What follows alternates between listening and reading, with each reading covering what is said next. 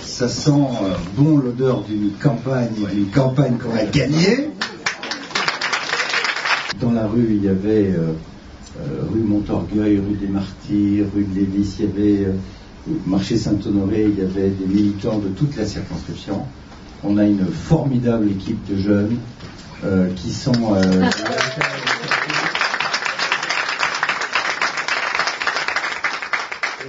Je dis à Claude qui sont les meilleurs en matière d'électronique, de campagne électronique. Il va jouer un rôle très important cette année, tu vas voir. Et ce sont les meilleurs sur Facebook, sur tous les réseaux sociaux, sur Twitter. Ils sont même en train de m'apprendre à m'en servir d'ailleurs.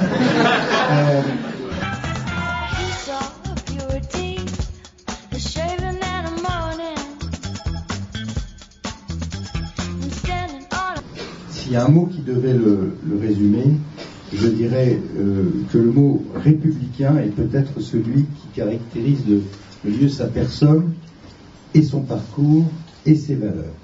Mon cher Claude, par ta présence, je voudrais te dire mon affection et toute mon estime, et je vous demande de l'applaudir très fort puisque vous ne pas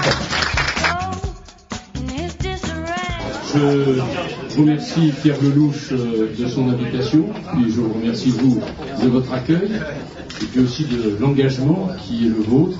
Toutes ces dernières années, nous avons vécu beaucoup de réformes.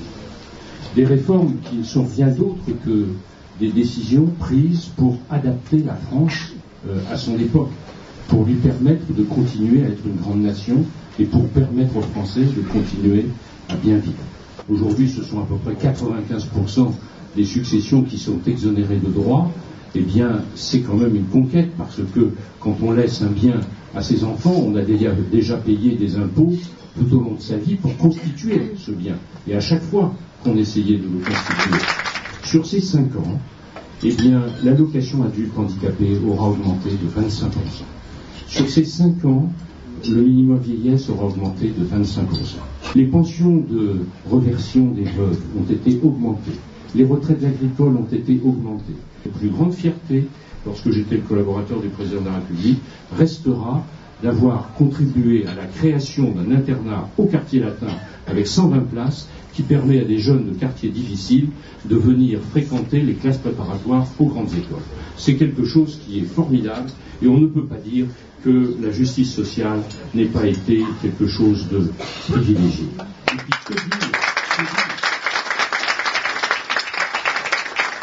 au Parlement et dans la presse, je l'observe tout le temps, il y a une espèce de conjuration qui est destinée à nous donner l'impression que nous avons échoué dans ce domaine. Et c'est exactement l'inverse. Alors on ne fait jamais suffisamment en matière de sécurité. Et je sais bien qu'un meurtre dramatique, une succession de meurtres comme nous en avons connu à Marseille ces dernières semaines, ça change complètement le climat et ça donne aux Français l'impression que la situation se dégrade. Cela étant, il y a aussi des chiffres qui existent. Or, depuis 2002, il faut savoir que la délinquance a reculé chaque année. Il faut savoir qu'elle s'est réduite de 17%. Et ça, c'est un pourcentage, ça ne veut pas dire grand-chose, mais ça signifie, si on essaie de traduire cela dans des termes plus physiques, qu'en 2010, il y a eu 500 000 victimes de moins en France qu'il n'y en avait en 2002. En matière de délinquance et de sécurité, je pense qu'il ne faut pas seulement faire réduire la délinquance, mais il faut aussi rassurer davantage les Français en mettant plus de policiers sur la voie publique. C'est ce que je m'efforce de faire avec la méthode des patrouilleurs. Le Premier ministre a bien voulu m'accorder les moyens financiers pour mettre en place sur la voie publique au cours de ce dernier trimestre de l'année de l'ordre de 4000 policiers supplémentaires. Et puis nous savons aussi quoi faire pour l'avenir.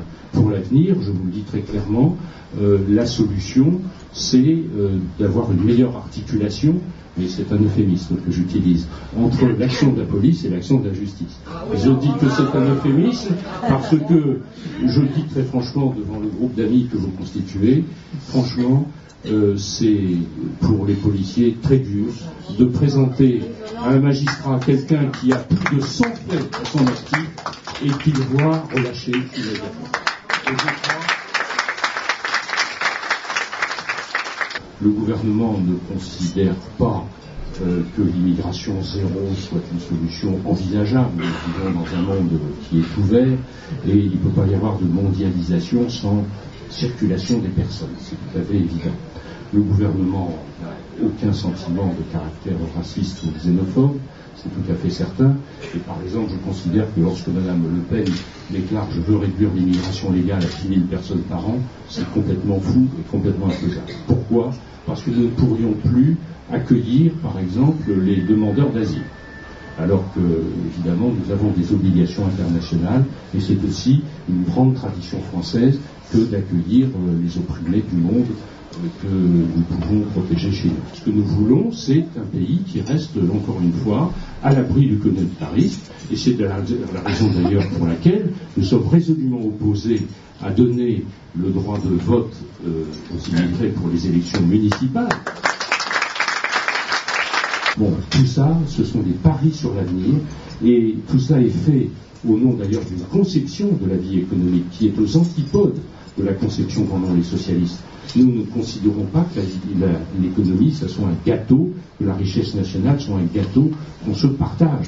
Non, c'est quelque chose qui est dynamique, et notre défi collectif, c'est de faire en sorte que ce gâteau croisse sans arrêt, afin que chacun puisse avoir une plus grosse part.